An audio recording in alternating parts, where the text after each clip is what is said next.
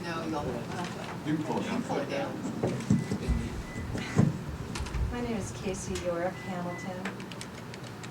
I majored in psychology and animal behavior and wildlife biology.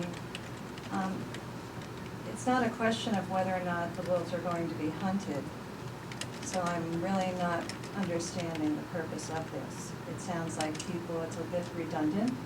People want them hunted. It's to what extreme? Some of the things that I'm not hearing are the elk population is up. Your own Division of Wildlife personnel have said 400 more elk in the Bitterroot Valley were counted from 6,200 to 6,600 this past spring. The west side of the valley where the calf numbers appear to be on an increase. I lived up on the west side in Hamilton and I'm aware of people putting feed out for bear, calling deer in for their company. There are so many deer up there. Then we wind up having wolves, and the wolves are blamed. They're a problem. I feel for the ranchers. I grew up in a ranching hunting family. I get that, but the wolves are here and precautions need to be taken and some ownership and some accommodations. Your own specialist, Heppel White, talked to many of you and said in studies in Canada, yes, there's definitely going to be an impact. The prey numbers are going to go down. But they saw an 80% decrease in the elk when the wolves were there because there were so many elk and it was not a good terrain. We have to remember, elk were introduced into this valley.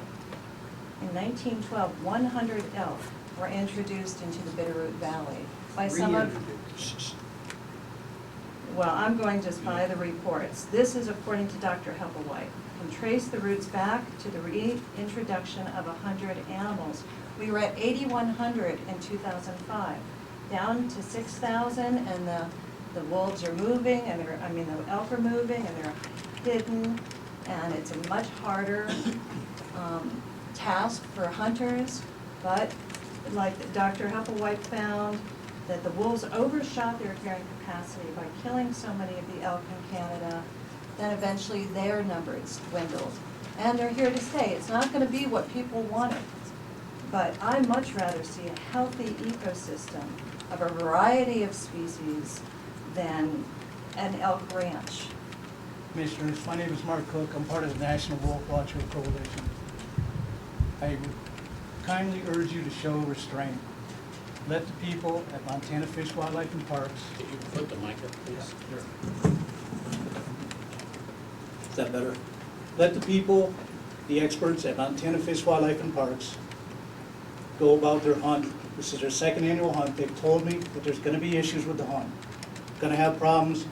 Things are eventually going to level out.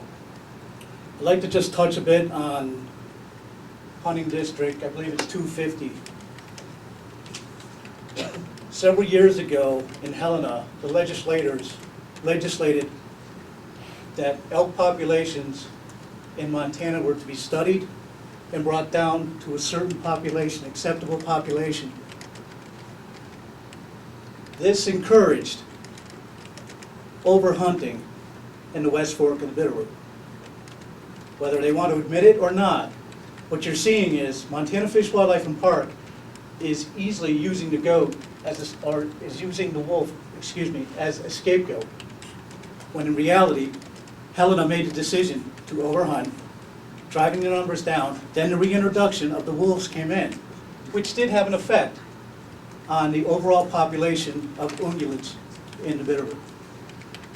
I urge you to show restraint, and if there's anything my organization can do to help you, please let me know.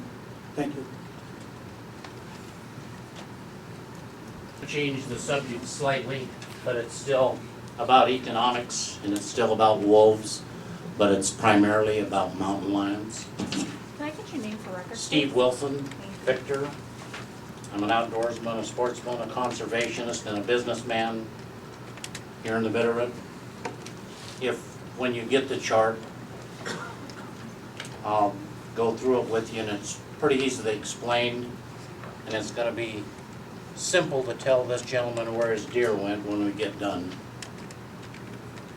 You can see from the chart, from 1991 to 2000, we harvested 534 lions in the Bitterroot. In 2001 to 2010, we harvested 135 lions. You see the yellow line on the chart indicates where we had a season structure change. The houndsman got the ear of the commission, the Department of Fish, Wildlife and Parks Commission, and we went from a quota season to a permit season. That limits the opportunity drastically. The cry at that time was, we have to do something, the outfitters are killing all the lions. Well, on the chart, it indicates that the outfitters never took more than 30% ever. They're limited by non-resident tags, and they only get a percentage of what's allowed. Right now, it's hard to fill the quotas that the commission gives us. No one longer keeps dogs. No one's got the money to feed or buy hounds. They're about 1,500. McDonald again. I got distracted and left out some stuff. I would like to ask if we could have this meeting at night for some of these people at work and that are making hay while the sun shines could come to and be involved in a meeting like this. I also wanted to bring up something about the lady that spoke first about the huckleberries and the strawberries and the morels. The hydatid cysts that are carried by 95% of the wolves are going to make this impossible to do unless you're careful, wear gloves, don't let your dogs eat the huckleberries. I have a dog that likes to eat huckleberries. And it's ruining more than you can even think. You don't think about the fact that you can't go berry picking or you can't go walking in the woods because of the Echinococcus granulosus hydatid cysts that are airborne and will be wafted up and get caught in your eyes and caught on your lips and get it in your lungs. And I also was told by the Fish and Game that the young lions are starving and they are attacking things like they did on these just down the road from us. They attacked 2 horses, but they were inexperienced and did not know how to kill them. But there were also wolves that were waiting for the kill. And they had been, we had a friend that had a dog that the lion got, and there were 2 wolves sitting back waiting to take the kill away from the lions. So that's all. I'm not a hunter, but I may be. I have